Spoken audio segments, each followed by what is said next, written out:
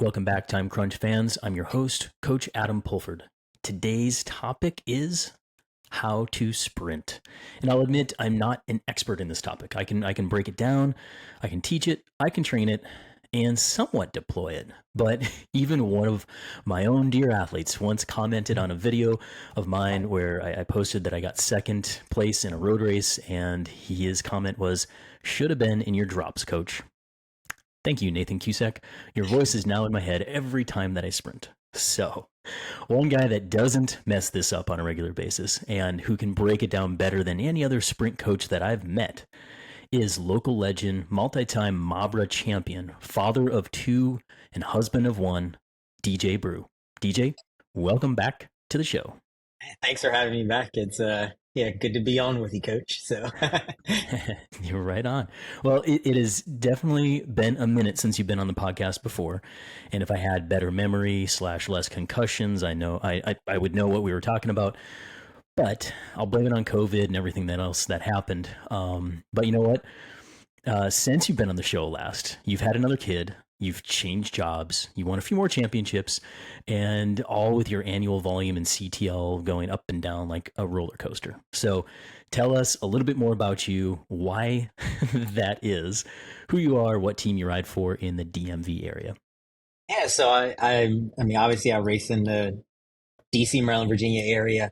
I'm like you said, I'm average Joe, father of two. Like I have a 9-year-old son and a 2-year-old daughter. My wife, works for government. So, you've gone through that stress of, is she going to have a job? So fortunately, things are looking pretty steady, but, I still have the same job. I'm a police officer in the area. So, but I finally came off working shift work, which was like evenings working till 2 a.m. And now I have a steadier position, on the job, working Monday through Friday, mostly 6 to 2, but then there is some times where I have to change my schedule. So it really is just now fitting, like now that my son's older and doing his activities, playing soccer, which seems to be what he's attached himself to. So now it's balancing training with, a 2-year-old that's super active and, in daycare. So getting sick on a regular schedule. I was just And gonna say, then getting sick very often. getting everybody else in the house sick on a regular schedule. Yep. Yep. So yeah, just balancing that and trying to ride whenever I get an opportunity. So yeah. Yeah. And that's it. And folks listening, one of the reasons I wanted to bring DJ on is not only is he an expert sprinter, like he is good at doing it, he's good at communicating it, but he's like you. He's trying to get it all done. He's a time-crunched athlete, and he's very relatable, in that sense. And so before we get going today, I will say this. The original question came from one of our audience members named Skylar. And I got to apologize because when they wrote in like over a year ago, because I remember talking to you about this at Armed Forces, DJ, and we had between you and Battle, we had all these ideas of how we were going to actually do this podcast. But then I had like 3 big trips come up. Summer was gone. Sprint season was gone. And now we've got like Masters Nats coming up, mountain bike nationals, junior nationals, and all the other bike races going around the world. So it is a timely podcast and topic to do, but I just wanted to say, Skylar, sorry about that. But it was a great topic and it's been on my mind since. So let's get into the original question, and then I'll start riddling Brew with a bunch of questions. So here's the original one. What is the best way to sprint? Topics primarily like shifting technique, cadence, pedal form, etc. Additional topics, lead out technique with and without a team, online on Zwift and in real world, and then training around that. So thanks, Skylar. Now, this is a pretty big topic, so today we'll focus on the basics, technique, form, and we'll provide some ideas and workouts on how to train it. Okay, but we will touch on the lead out because that is super important. But we've got another podcast lined up for that with that cheeky little fella, Nathan Cusick himself. So lead outs will be coming, but let's focus. Let's go to the basics here, DJ. If someone comes to you and wants to learn how to sprint, what is the basic technique and where would you start with them? I'll start a lot of what a lot of people have asked, hey, I'm afraid to sprint. I haven't tried sprinting. Like, what's the first thing I need to try? And I think it's for the main thing I tell, for one, don't fight your body. Like, because a lot of people try to fit themselves. Like, there's so many different types of sprinters out there. If you, even on the USA crit circuit to the world tour, like the sprinters come in all shapes and sizes and they all ride Yeah. different ways. So don't fight your body trying to make yourself look like exactly like somebody else that you see on TV. But there are like a couple basic things. Obviously, you want to be in the drops because you Mhm. want to be the most aero as you come out of the saddle. And when you do come out of the saddle, even when you are in the drops, a lot of people will still like stand straight up as if they're climbing, but now they're just climbing in the drops. But no, you want to come out of the saddle, but remain aero at the same time. And it's kind of, it seems like they go against each other, but you can be aero and out of the saddle at the same time. So it's that being in the drops, and then it's just the action of pushing down and pulling with the opposite arm. Like if you're pulling with your right arm on the handlebar, you're driving your left leg down. You pulling Yep. with the left, driving your right leg down. A lot of people sometimes they'll just do it on the same side, so you get this weird like baby giraffe learning how to walk action, which is what people will experience almost Yeah. when they have never sprinted before and they just try to start sprinting. That's kind of like the sensation is like, oh, I don't know, like off balance. And, that, so those are kind of like the three basic things I would say is like be in the drops, try to stay aero even when you're out of the saddle, and then the opposite push pull motion. Yep. Yep. That's it entirely. And one thing that I teach is how to stay aero when you're in the drops and on the saddle is you keep your chest low. So Mm-hmm. head's low, head is low, chest is low. You're looking up to see where you're going, more or less, and you go for it, right? And that action that DJ is talking about of pushing with, say, your right leg and kind of pulling or guiding with your left arm and going back and forth. If this is your bike, and for those watching on YouTube, I'm or those listening, what I'm describing, what you can see on YouTube is my hand, and that's the bicycle. And the bicycle should be rocking underneath you as, say, the rider is here. The rider doesn't rock as much, but the bike rocks a lot. Okay, and we'll give some other examples and some people to Google to watch on how they sprint. But that's it. I mean, that rocking back and forth of the bike should occur in some form or fashion. Like DJ said, you can sprint in many different ways. I think the best advice I can give is there's no like perfect look to it. In fact, Mm-hmm. sometimes it's a little chaotic, and that's fine. Mm-hmm.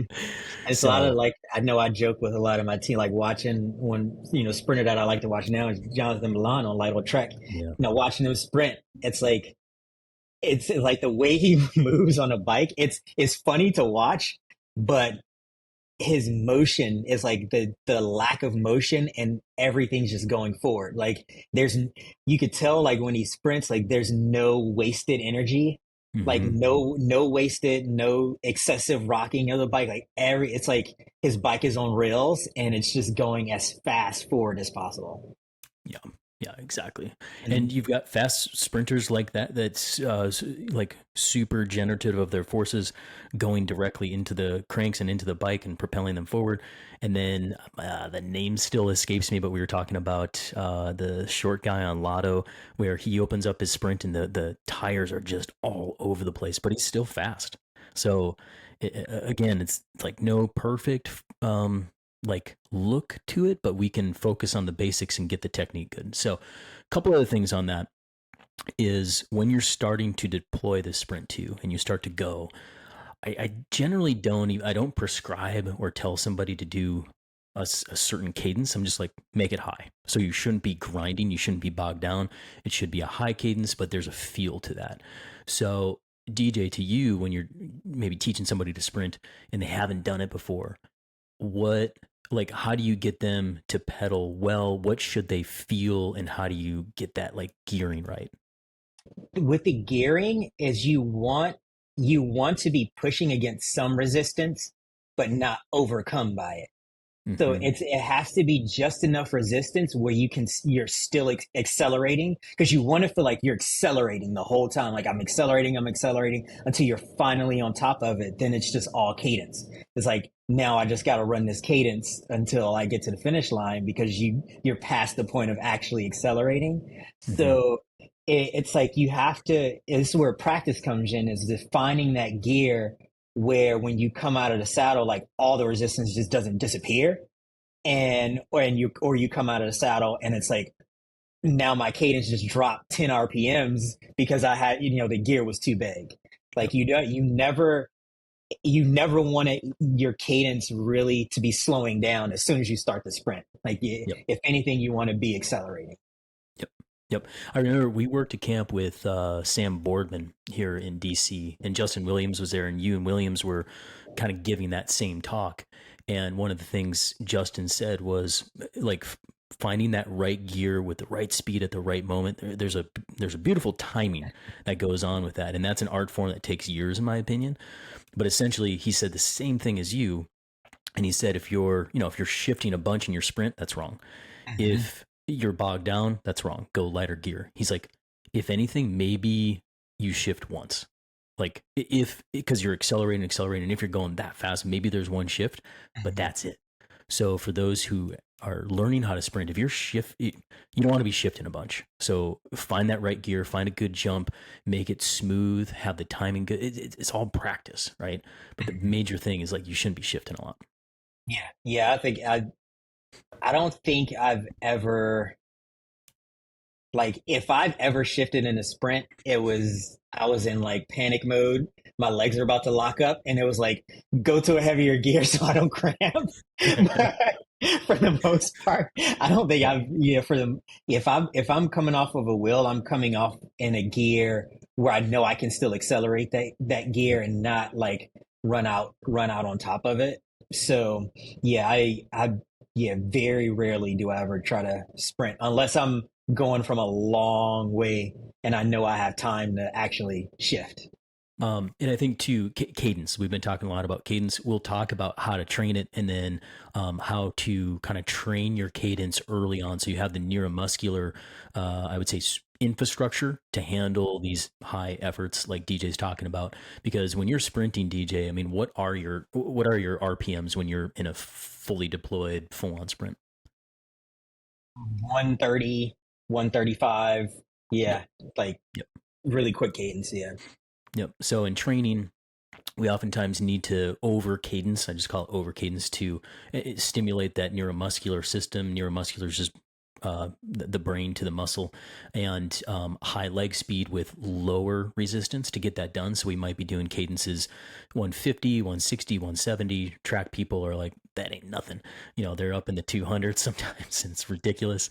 BMX people, same. So we don't need to go that high on the road side of things, but so we'll break that down a little bit more. But to keep it real simple, when we're practicing that good technique and we're learning timing, we're learning our gears, we're learning coordination, because just that side to side. And I've seen riders, DJ, like you Mhm. said, that kind of look like a giraffe, where it's like they don't get the opposite lean going on. The best way to practice this is outside. Am I Yeah. wrong in saying Yeah. that? Yeah. And yeah, maybe can count on one hand how many times I've ever sprinted on a trainer to realize like I hate it. I hate Yep. it with a Yep. passion. So Yep. it drives me crazy, and it never.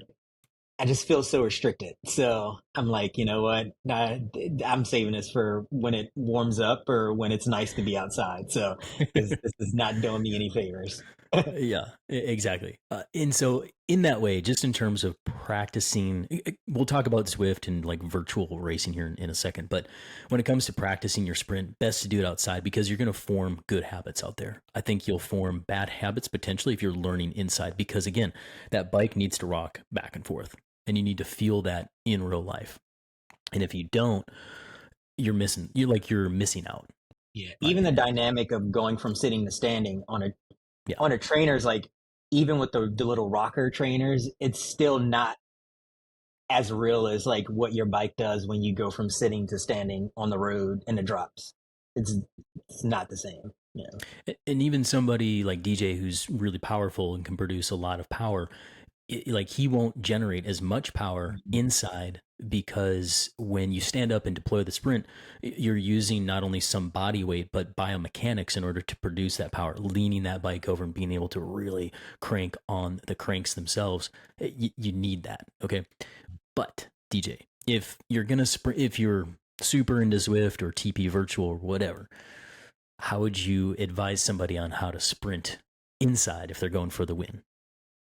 If I was to have to sprint, I would probably lean more into cadence than I would, as so much as like getting out of the saddle and like grinding it over. And it's funny because I've watched, just like footage of some Zwift race sprints and how some of the races end. And it's like dudes mostly in the saddle anyway, even after they've tried to sprint out of the saddle. Like when you've gone because the sprints normally start from a long way out on Zwift, they always end up back in the saddle anyway. So it's almost like you might as well just stay in the saddle, really, and just use cadence to to sprint basically.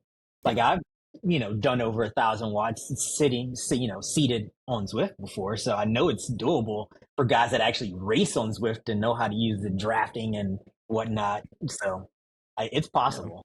Yeah. Yeah. Yeah, and I wouldn't consider either of us to be like Zwift specialists here, but Yeah. my observation is typically the sprints inside are longer. High cadence is the way. If you're a feeble creature like myself, I need to jump out of the saddle even inside to Mhm. go over 1,000 watts. I can't do it seated like DJ can, but generally like train the cadence. Typically go from a long way out, and the lead outs virtually are usually long as well. Mhm. So it's a good segue to talk about cadence and some neuromuscular drills. Now, generally when I'm, say, building an athlete up or just general early season stuff, January, February is where I'm using a lot of high cadence and neuromuscular drills Mhm. to kind of pave the way for better sprints.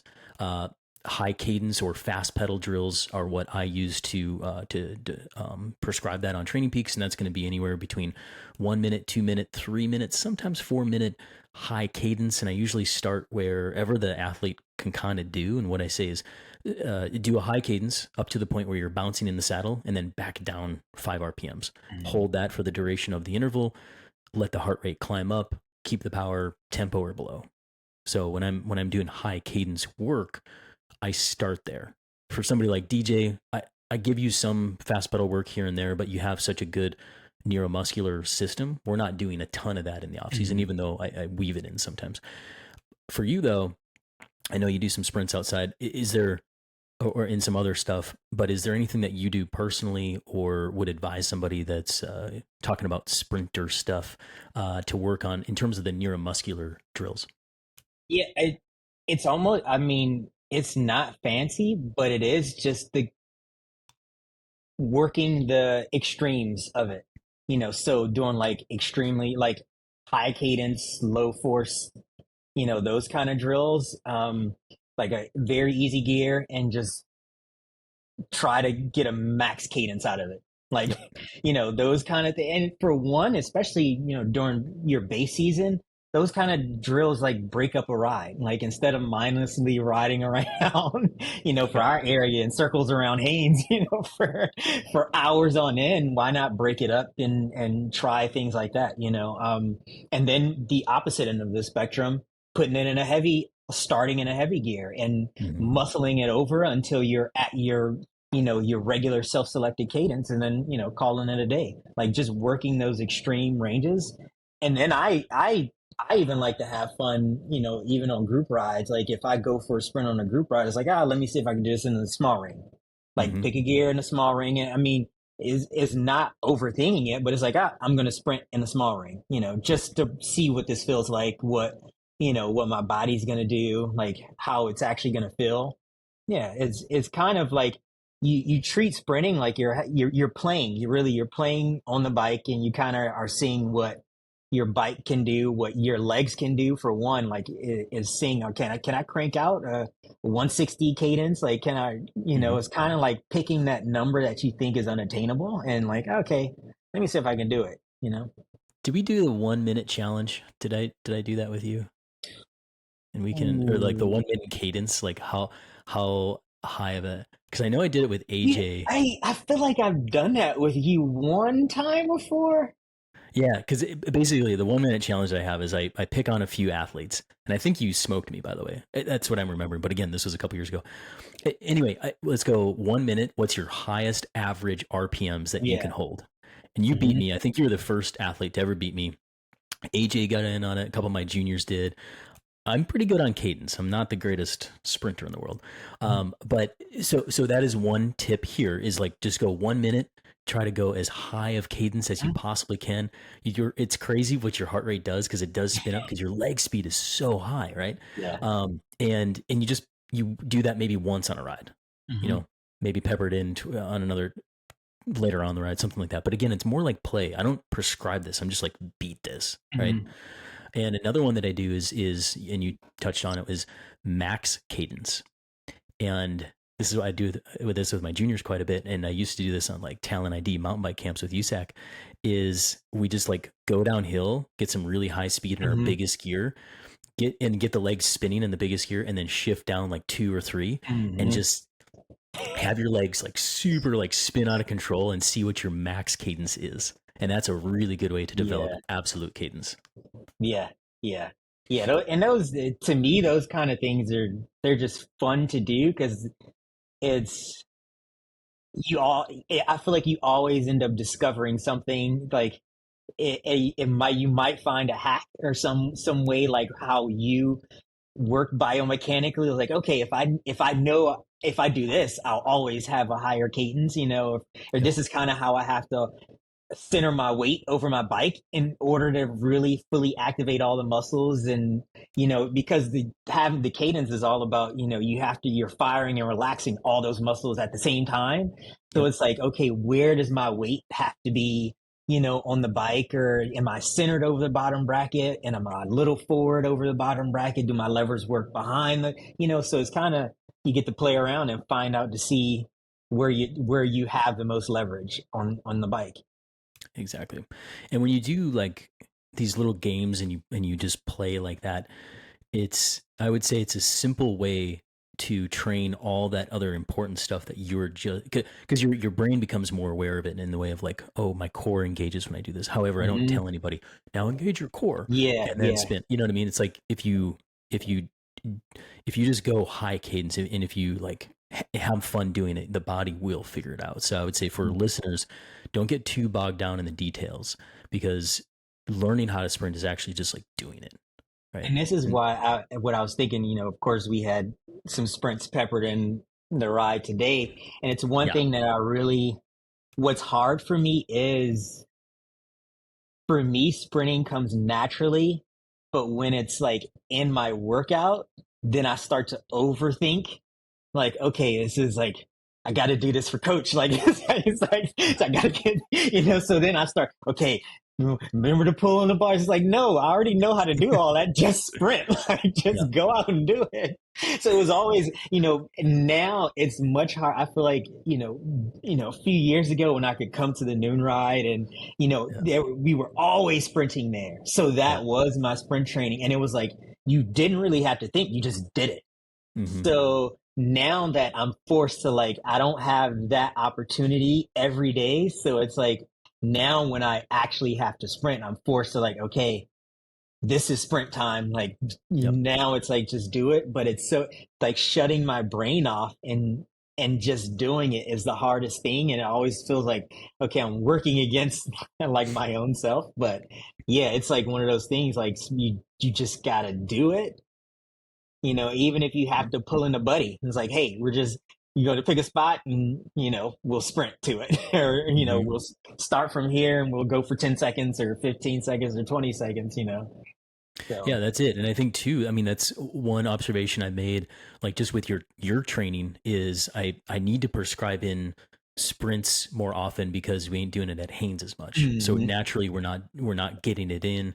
And that's for audience members, it's basically a group ride, right? That's what we're talking about when we're like deploying that sprint and it's a unique one. But we're also supposed to not talk about it. Not talk about it. But my point is sprint often, right? In group rides, talking about group rides, that's a good segue for it, because sit in, wait for the sprint, or attack hard, go for a sprint. Group rides are a great way to incorporate sprinting into it. Don't overthink it. Go with it. It's a huge component to it. Now, there's dedicated workouts. Like I gave DJ today, and there were flying sprints. I think there were 20-second efforts. Well, I'll talk about that one here quickly, but like that's another good way to incorporate sprints in, is just have a dedicated sprint day. Solo is different than, going with a buddy or in a group, but just know, like, intentionally, if you don't have a group ride on a regular basis, you need to intentionally build it in. And then finally, another point on like how to sprint often is adding in the sprints on an already hard day. So if DJ's doing like threshold work or something like that, I'll say, give me a couple sprints at the end. And my general philosophy behind that for time crunched athletes is sometimes we don't have a dedicated sprint day because it's just like not enough time in the schedule. But if the day is already hard, do some sprints, because you've already switched the anaerobic levers on, right? Might as well sprint and get her done. And then I generally do it at the end of a ride like that, so it doesn't get in the way of the threshold work. And you can also do some openers early on, just to like open the legs up, and you can practice your sprint technique and things like that. And one thing that I've actually leaned into a little bit more, but DJ, he has this thing that, I'll have you describe it, but it's your 1,000-watt rule that you used to do a lot more. Tell us about that. I'll give you my criticisms, but I'm also I'll lean into it because there's some benefits there. Yeah, I never wanted to end a ride like without hitting over 1,000 watts at least once. Like I'll have a screen on my computer that I can click to and be like, okay, this is the max. Oh, it's not. I was like, now honestly, and I pushed it up. Like if I haven't like done over 1,400, like I'm either I'm wrecked already and I'm like, there's no way I can do that without cramping anyway. So I'm just going to leave it alone. But I've probably gone over 1,000. But if I'm still feeling good, and you've like warned me about this before, because there's a little section of road I have right outside my neighborhood that it's perfect for sprinting on because the pavement is fresh. And there's like the perfect markings that are like a stop line and a go line and a stop line. So I'm like, if I can hit over 14 before I turn into my neighborhood, I'm going after it. So I've had conversations with DJ about this and I challenge him. I was like, why the hell are you doing this? Like, what is it like in your head that says like, because every day he would just like end his endurance ride with a sprint, and it didn't, like for audience members, and there's even a question at some point that somebody wrote in, is like, basically, how many sprints can I do before I ruin an endurance ride? I thought it was an awesome question, but my answer to it was, you're thinking about endurance wrong and you're thinking about sprinting wrong. You need to separate them. So keep your endurance, keep your sprints, right? But in that way, so like one-time sprint's not going to really ruin an endurance ride, okay? But what I was telling DJ is like, what's the goal here, right? Because we can make the sprint better, we can make the sprint day better, we can make the anaerobic capacity better if we separate it, and then keep your easy days easy, hard days hard. Now, that's my general advice for everybody. But then we also have like race season, where we need that snap and we need to keep the feel of a good sprint in there, of which kind of like free reign to, okay, if you're feeling good and snappy and you have that right moment, I can kind of observe DJ's mood on the day. Like if he sprints, I know he's feeling good, right? Because now intellectually he knows when not to do it and when to do it. But it kind of like, now I lean into it. And the more sprints he does, because he ain't doing as many group rides, I get that like neuromuscular thing. And by the way, when you're doing like 10-second sprints versus 20 seconds, it's very different. The 10-second ain't going to hurt you as much, right? Yeah, and these are big. By the time if I'm sprinting at the end of a ride, it's 10, 12 seconds max, really. And it's only because it's really dictated by the stretch of road. Like even when I'm on my way into work in the morning, there's like this perfect little, it's kind of like maybe like 2% grade, but it's just like just long enough to like, you get to the top 10, 11 seconds, and then I'm just coasting in the rest of the way to work. So, yeah. Yep. So let's talk, because we're kind of talking about, and I use the term sprinter stuff because I had a conversation with DJ at some point. And he's like, "Yeah, I was just talking about sprinter stuff," and I was like, "Okay, I'm the coach. I'm definitely not a sprinter. So it's stuff that I probably don't understand." But in the way of, so we've been talking a lot about some abstract stuff. So good technique on sprinting, just go sprinting, don't overthink it. But a lot of people on this podcast like workouts. They like structure. So let's bring some structure to this. And let's just say in a sprint workout or some of the sprint workouts I prescribe, there's hill sprints, there's flying sprints, there's standing starts. And let's talk about those a little bit. And then let's first talk about like 10-second versus 20-second versus 30-second sprints. For you, when would you use a 10-second sprint versus a 20-second? So for me, a 10-second is like good. I feel like 10-second sprints are good for practicing like that initial jump and acceleration in my sprint. So like if I feel like that's what I'm lacking, like I'll throw in several of those in like my rides, just like just got kind of get the snap back in my legs. Like Yep. and I feel like for me, maybe not being, I think that's where I guess my skill lies, not necessarily that I'm like pushing like massive power and like super big watts, but I think having that quick acceleration and creating a gap that makes it harder for people to have to close the gap and then still accelerate past me. So like that quick snap is what I really like to have just always in my back pocket. Like it's kind of, to me, it feels like a get out of jail free card because it's like if I'm not feeling good, like I can kind of save my sprint to the last second and then create a gap, and it'd be hard for somebody to come around me in the amount of time, like depending on how much time I leave left to the finish line. So Yep. it's one of those things like I keep in my back pocket. But that 20-second sprint is like a legit like race winning ending sprint because it kind of, the 20-second feels like the sprint actually started already and now you still have to sprint. Like you're basically is after the initial acceleration. Now it's building on how long you can stay at top speed before things just quickly start fading to the line. So keeping that, and then like the 30-second is almost like what we like from the 1K out, like when you have to sprint, then you have to sit down to get back in the wheel, then you have to sprint again to actually win the race. So it's like those three different things that you're practicing in those three different time frames. That's a perfect description of all of them. And I'll add to that and say like the stress to the body changes on those durations as well. And I would say without getting too deep in the weeds, one thing that I said was, the 10 seconds ain't going to hurt you all that much.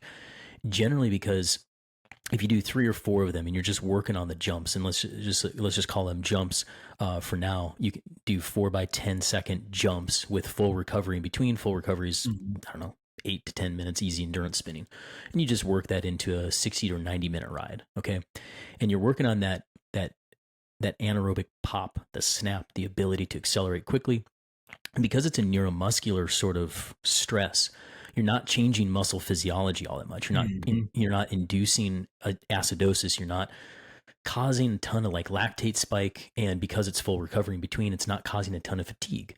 So I, again, allow, athletes when they want to work on that snap, go ahead and do 3, 4, whatever feels good. Cause it's not going to add too much fatigue residually to the system. Okay. But then when I start doing 20 seconds, now it starts to add more fatigue. Okay. So maybe 5 or 6 20-second full tilt sprints, that will change the fatigue system, right? Definitely.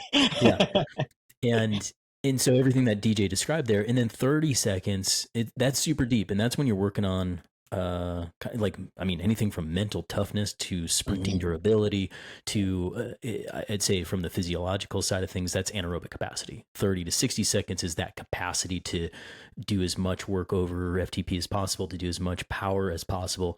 And it's different than like the winning move. It's like being able to last if the winning move plan didn't work out. Then you got to keep going. Yeah.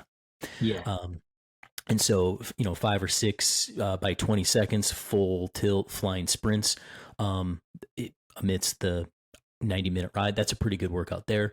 And I say flying sprints when we're doing sprints like at speed. So starting at 18, 20, 22 miles an hour, something like that. And that's where a lot of the difference, like you said, it comes in, because even with the quick ones, you really aren't in a gear that's going to do much damage either.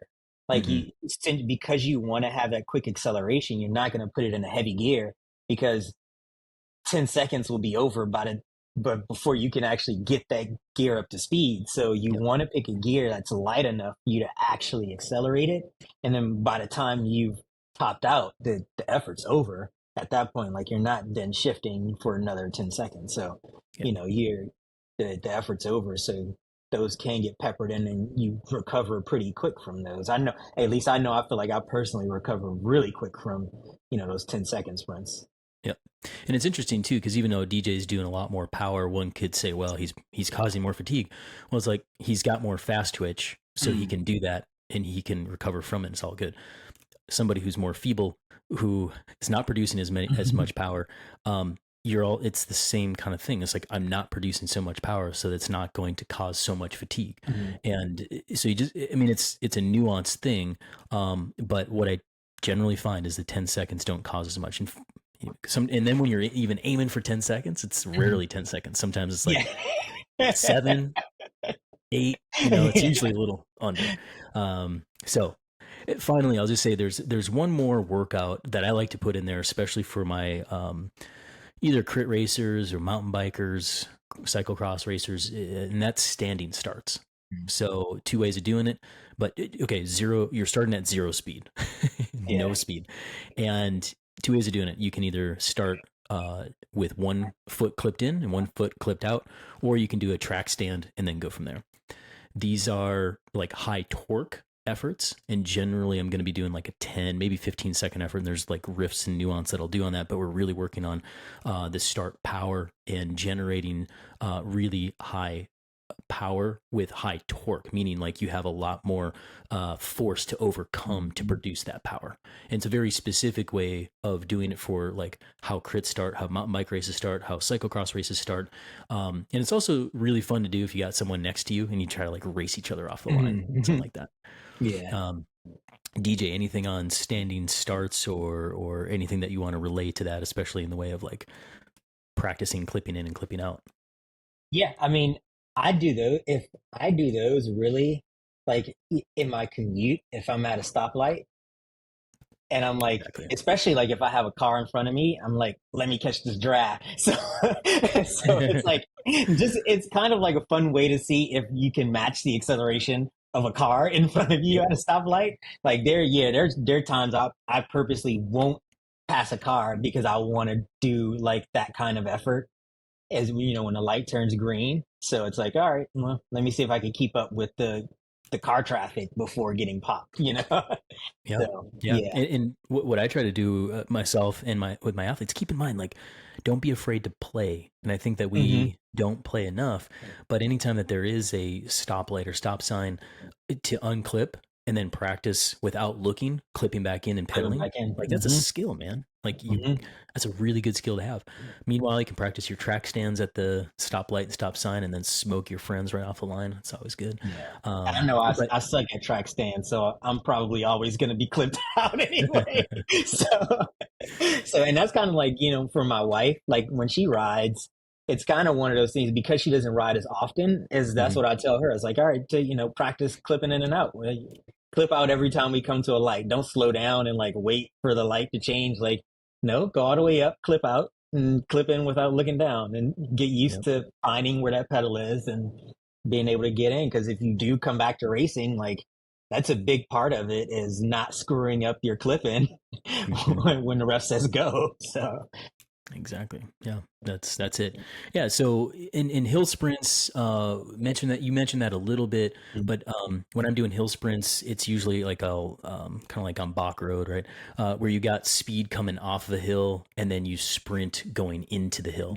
And the reason why those are so good is it's working on just like raw power production. Yeah. And for any athlete, sprinter, climber, time trialer, whatever, they're going to produce their best power on a hill because the hill increases the gravity that's pulling Mhm. down on you, right? And it changes the physics.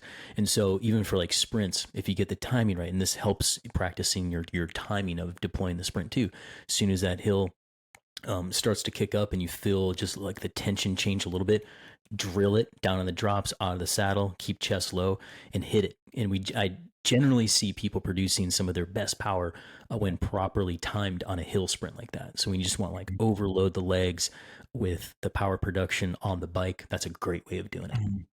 And also, I like doing those. Also, it almost feels like, like I say, you don't force your body into a position that it doesn't want to be in, but just Mhm. following, the basic principles of, keeping your chest low, staying aero, like sprinting up a hill, it almost feels like it forces you to be in that position Yeah. because, naturally when you're going up a hill, you want to be on the hoods and, actually going up the hill like a climber. But when you're forced to like, okay, I'm sprinting now, it's like, all right, it kind of like it puts you in the mindset of like, I keep the chest low to when going off of a hill and then reapplying it back to a flat, it feels much easier. So it's Yep. like, okay, because I was forced to do it on a hill, like when I come to a flat and I have to sprint, like it just happens naturally. Like the way you hold your body, it all happens naturally. It's a good kind of summation of that. And I'd say for all audience members listening, when you're just refining your sprint using those hill sprints, flying sprints, standing starts, those are all good ways of doing it. And maybe just start with like 3 efforts on a ride, and then you build up to 4 or 5, and maybe up to 6.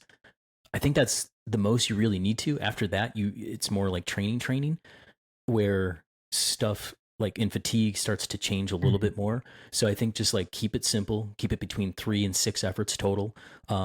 Make it on a dedicated sprint day, pepper them in after interval days, keep the hard days hard, easy days easy. But those are like bread and butter core sprint sessions and workouts that you can do pretty much all year round. Yeah.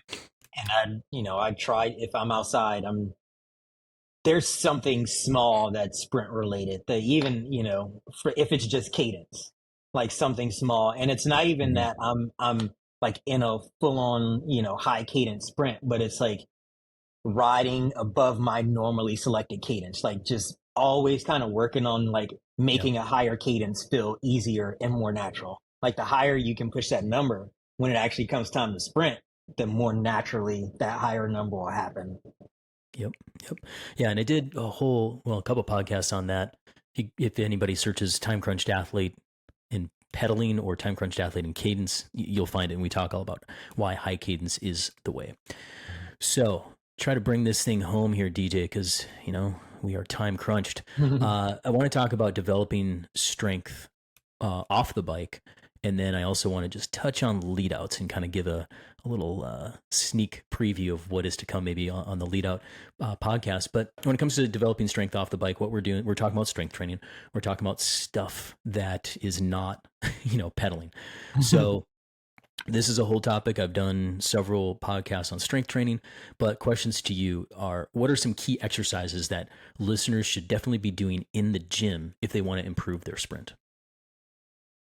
For me, it's always, I mean, squat, deadlift, single leg squat, and lunge are pretty Mm-hmm. much my bread and butter throughout the winter, even during the season. Mm-hmm. I I, I personally love doing them. So you you never get complaints about me from having, oh man, I got to do another workout in the gym today. Like no, Yeah. no, yeah, that's the one complaint I'll never make. So Yeah. yeah, if anything, it's hard to get me out of the gym, and then it's like, all right, we got to ride now and lift less. So, Yeah. Yeah. but It's those true. Yep. those are really my go-to, like Bulgarian split squats for like getting that single leg work, and lunges for getting that either, just regular forward lunges or reverse lunges for more single leg work. And then, squats, if you can handle it. Like I've been squatting for years now. So I'm not very injury prone when it comes to that. So I can do them safely.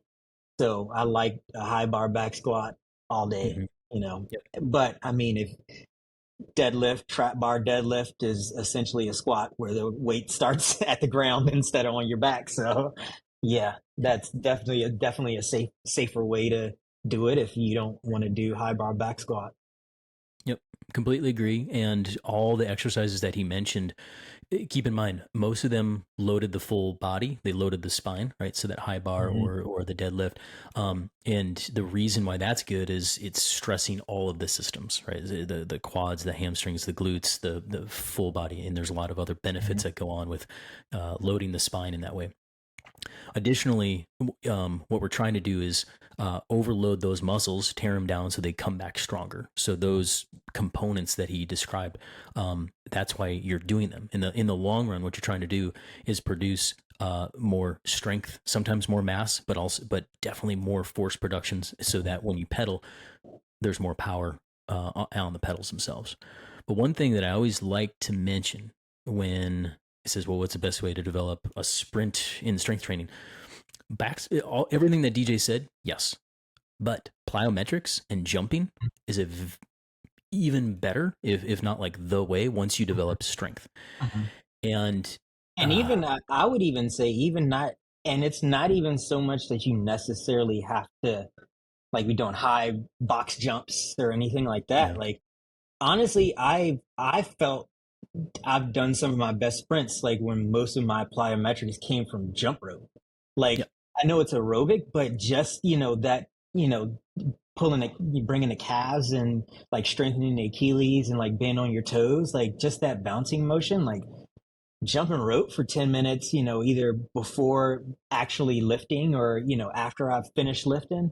Like, man, like just the amount of success I've had adding a jump rope into my workouts was incredible.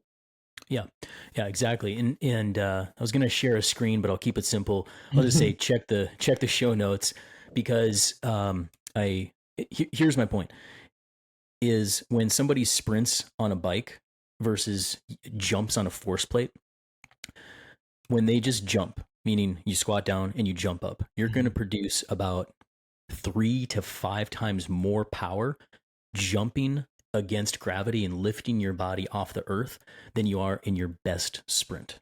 And people are just like mesmerized by this. But like there's multiple studies out there, and I've got one here in front of me, and again I'll link it in the show notes. But like you have to realize when you're trying to sprint or produce really good power that when you do that off the bike, you're overloading the body so much more than deploying some best sprint. So the best way to get good at sprinting is sprinting on your bike, because there's like so much coordination, form, and technique that goes on in that. But when you're trying to develop force and strength off the bike, you need to load the body properly with weight, do all the things there. But then jumping is going to overload that force production so much, way more than you need to. And jumping rope, we didn't collaborate on what to talk about really here, but like jumping rope is where to start and probably the easiest way to do it. Because what I don't want people to hear is like, oh, Coach AP said plyometrics. I've never done plyometrics before, so I go do box jumps and all, and then you injure Yeah. yourself. So jumping rope has these little oscillations, right? So it's training the Achilles tendon, your calves, and the whole lower body in a kind of a mini way. Do like 20, 30 seconds at a pop, take 90 seconds rest, then do it again. And you're going to train your body's ability to handle more jumping down the road. And if you don't have a fancy gym, if you don't have all the equipment, jumping rope is a great place to start on that.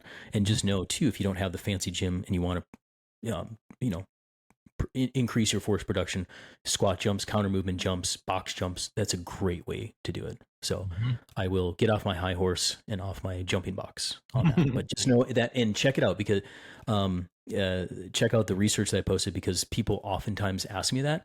They're like, 5 times more than my sprint? No way. And it's like, yeah, Yeah. They've done a lot of studies on it. Mhm. Anyway, all right, two last things here, DJ. Lead outs. I want to scratch the surface of it. How important is a good lead out to win a bike race and have a good sprint? Lead outs make everything easier. Put it that way. Yep. Like I wouldn't, and I've come from a team too that had one of the best lead outs. So, and I've come onto a team that gave me one of the best lead outs. So Yep. that's something, it makes things so much easier and a lot less stressful. At the end of it, you still have to sprint, but it's putting yourself in a position where you only have to do one sprint as opposed to doing 3 or 4 sprints that lead into the actual sprint. It's so, it's kind of where it pulls enough. You train harder than you race. So you do all this training like as if you don't have a lead out. That's Mm-hmm. how you want to train your sprint. Like it's just me and against everyone else. And then when you come to the race, it's like, okay, they're going to make it so that I only have to sprint one time in this race. Like, and that's really what it boils down to. A lead out is designed to keep the speed high, and they let you go from the highest speed possible. Because at that, you have the least amount of actual force and wind resistance to overcome.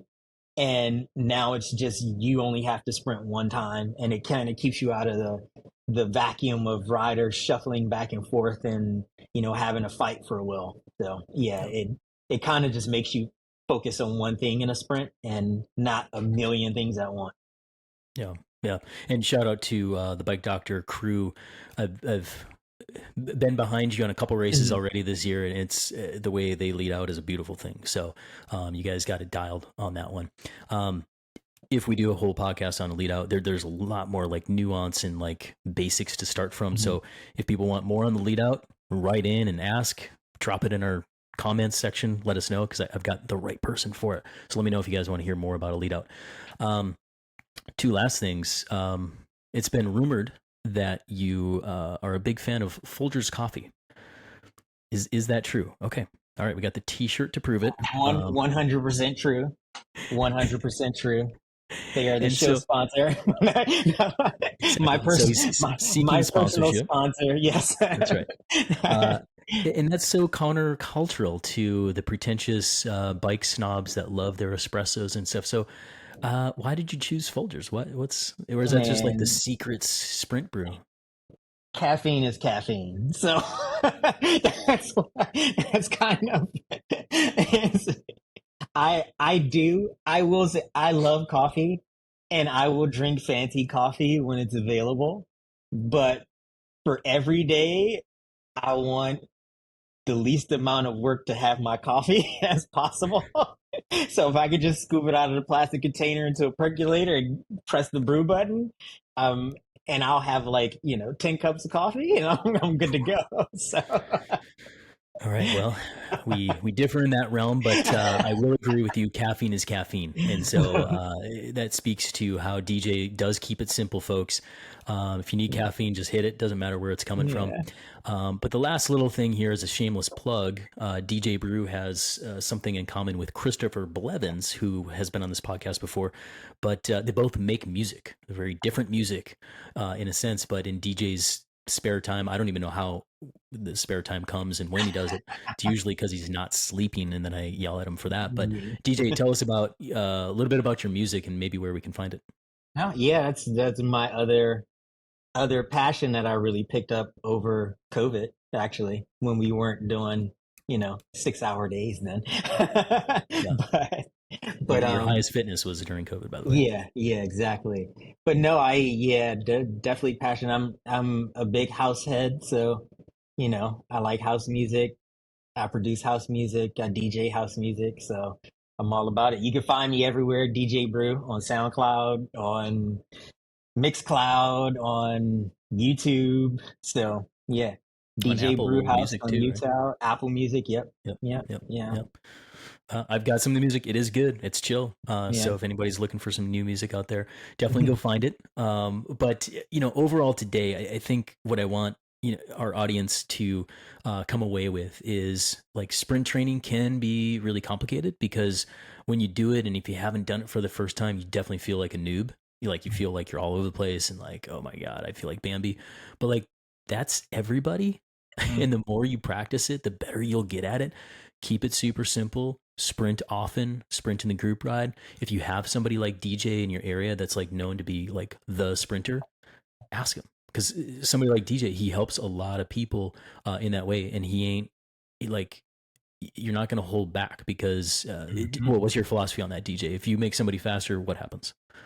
You get faster too. It's like the learning circle of learning. Like you end up teaching something about something that you might have forgot yourself, or the student becomes a teacher, and it's just cyclical. Exactly. So exactly. So if you're a good sprinter, teach others. If you're not a good sprinter, seek somebody out that can help with that. And then those workouts that we talked about, it's like try to get away from like pure interval way of thinking. Play more, play around with your cadence, play around with just like spiking the power up and seeing how high you can get it, see if it's any different on a hill climb versus a flying effort versus a standing start, and see how you sprint your best. And I think when you keep it simple like that, you have fun, you won't go wrong. That's for darn sure. So any final words there, DJ? no, like I was basically what you just said. Like it's many different ways to skin a cat. So figure out how, what works best for you. Don't force, like I know you see other people sprint. That doesn't mean that's exactly how you're going to look when you do it. So definitely don't do it from like an outside perspective. Like sprint, work on the mechanics, the basics, and then, your body will do what it does. And even for me, I feel goofy after a long winter of, we have a real winter here where I'm just on Zwift. Like when I get in those first winter, I mean, our friend Jason, the first sprint that he saw me do on one of our group rides, he was like, well, I could tell you haven't been outside. I'm like, you are absolutely not. And I agree with him 100%. I was like, I felt so goofy doing that sprint. Like that first Savage one. comment. It's like, yeah, but you kind of got to get that first one in, like, and then they just all get better from there. You get more comfortable from there. So just start doing it. That's really what I can say. Yep. Solid advice. Solid advice. So I'll leave it there. DJ, thank you so much for taking time out of your time crunch day to be with us. And I think the audience will learn a bunch from you today. I hope so. Thanks for All right, having thanks, me. man. Yeah, thank you.